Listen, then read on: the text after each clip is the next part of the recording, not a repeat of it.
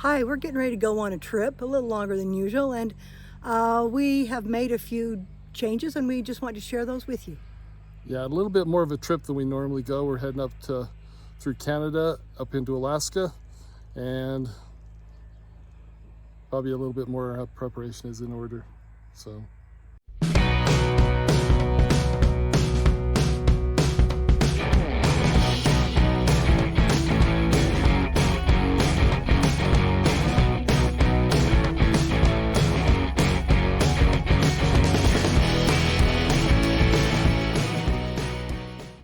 Hi, we're Lane and Sherry Sparks. We love to travel, we love to see different places, and meet new people. Thanks for joining us today. If you enjoy this video, feel free to hit the thumbs up button and consider subscribing to our channel. We've got lots of places left to go and we'd love to have you come along. So let's look at a couple of things we've done to the truck to get ready for this trip. The first thing we did was replace the tires that came with the truck. They were just basically road tires, and I wanted something that was going to be a little bit heavier, a little bit better for rough roads that we're going to be on. So we put on these BF Goodrich All-Terrain TA KO2s. They're Load Range E. They've got a really good rating, and they'll be a lot better for going over some of the rough roads, the potholes, the frost heaves, and all the stuff else that's going on. As we go back to the back, another thing we did was install these mud flaps. They're the Rockstars, and they've got cutouts specifically for the dual exhaust coming out of the back of the truck. So I don't know that they're better than Rock Tamers, which you see around a lot, but these are better for this particular application. We also installed the tonneau cover, really handy to keep stuff in the back of your truck and make it useful so that you can use it as storage. You can also see that the truck's sitting up pretty well, and that's because we've got the air suspension on the back. Currently got it set at 40 psi. We'll see how that works. Keep the back end from sagging on the truck so it doesn't look like your back end is dragging. And we also installed just a 2-inch leveling lift on the front to kind of keep the truck level as we go down the road. A couple of things we've done inside is we've installed the WeatherTech floor mats. Also these kind of back seat protectors. Those help from getting your back of your seat dirty. When we haul the grandkids around, they'd like to put their feet up. We're talking about you, Ethan, and this will help keep it a little bit cleaner. Also, it'd provide a good space for people to store stuff if you're riding around in the back of the truck. You can see up on the dash, we've got, where is it? The TPMS going for the tire pressure monitoring system and all the other electronics. So just a few changes to the truck, and I think they'll help. So there are a lot of things that we want to haul, but we don't want them inside of the trailer. So this is some of the things we're doing to be prepared. We've got 10 gallons of water. We've got a spare propane tank. We've got a couple of cans of gas.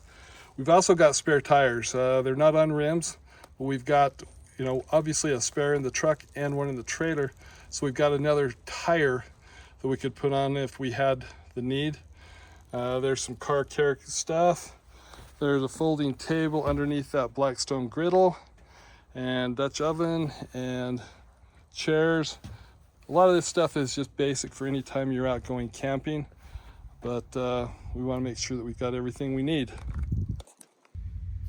Okay, so we also made some changes to the trailer, and one of the first things that we did was install an upgraded suspension. We anticipate that we're going to hit some rough roads with potholes and frost heaves and a lot of gravel roads, so might be a little rough. So we upgraded the suspension, put on this MoRide suspension in here, and it does a couple of things. First off, you've got this equalizer that replaces this piece that came off, and it's got some rubber dampeners in there that help absorb the shock a little better.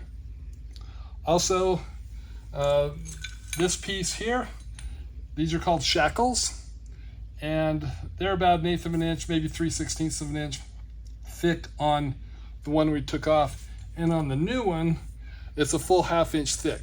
So a lot beefier, a lot more able to withstand all the bumps and problems that you could encounter.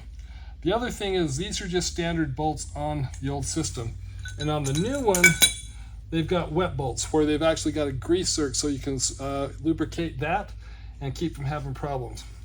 Now on the old system you had these nylon bushings, and even though this trailer is pretty new, these bushings are already starting to wear out. You can see they're worn through. And on this one we've got the brass inserts, so that's going to be a lot better, a lot more longevity and a lot fewer problems. So that was good. If we walk around the back, another one of the changes that we made was installing this tray on the back bumper to hold the generator. The first couple of times we went out, we had the generator just in the back of the truck. But anytime you want to run the generator, you have to unhook the trailer because you can't drop the tailgate down on the truck without the trailer being unhooked. So we mounted this back on here, and this should make it a lot more convenient to be able to run the generator because it's right here. Your power plug is right here. It's going to make it really convenient just to be able to run the generator whenever we want. We won't go up on the roof, but we also installed the MaxxAir vent covers on the roof, and we also installed a soft start on the air conditioning unit so that will enable this bad boy to be able to run the air conditioning with just the generator, and we won't have to be hooked up to shore power. So those were some pretty substantial things that we did to get the trailer ready to go. Some of the things that we've changed in here in the trailer is, to start with, we got these residential outdoor carpet just from mats, actually from Home Depot, and just cut them how we wanted to help keep this area looking better and easier. We also went to Costco and got a residential queen mattress just like we have at home, because the one that comes on here was super thin and not comfortable at all. We also went ahead and changed out our control panel. It was around the corner in this cupboard. You'd have to open the cupboard to turn on the lights, so we put it here instead, and now we have just a regular cupboard there that we can use. We've also installed a grab handle on the door, just because it makes it easier to grab it and shut it. And one other item that has turned out pretty well that we like is, I was worried about where we were going to put our wet rain gear when we came in because there's no coat closet, but we've installed a what are they called? Tension rod. Tension rod with hooks that we can hang up all of our wet gear there. And then to make things a little bit easier, this is a very deep cupboard. So what we have done is I have added these baskets. There's 2 on each. So I can't reach clear to the back, but enough to get the handle to pull it out. And so that helps. And to plan our trip, we have done a few different things. We have the milepost, of course, maps. And you can get a lot of this stuff online or when you go up there. This is actually a Campground Gas Station publication they put out, and this, you can actually get this at the Dawson Creek Visitor Center, I believe, or online. A lot of these different maps, we have a bunch for each of the different major cities. You can just order them online and they'll mail them to you. We have the roadside geology of Alaska and Alaska camping, just a bunch of things. The roadside geology will come in handy for those of us that are so inclined to be interested in the geology. Exactly. And but really the main part of helping us get ready for this has been online. We watch a lot of different YouTube videos, people that have already gone to Alaska and planned their trip. And I'd give you names, but there's quite a few that we subscribe to. And that has been so handy, and it's been very enjoyable. We love to watch them and see what they're doing, and it gives you good ideas on what to do.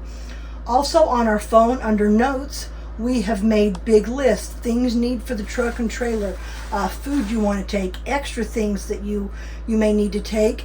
And then we just go in and mark off what we've gotten, and both my husband and I can see this, and we just mark off each item that we get. So as we're preparing, we have everything down here, hopefully, that we need. So that's what we've done mostly to prepare, and when we come back, we'll let you know things we've forgotten, things we wish that we would have had. And best luck with your planning. So there you go. There are a few of the things that we've done to get ready for this trip. It's going to be an adventure. Going to probably drive 7,000 or 8,000 miles and be gone for a while. And when we get back, we'll let you know if there's things we wish we would have taken with us. I would be very surprised if there aren't things that we wish we had and things that we took that we didn't need. But that's part of all what is involved in being prepared. Sounds good. All right, see you on the road.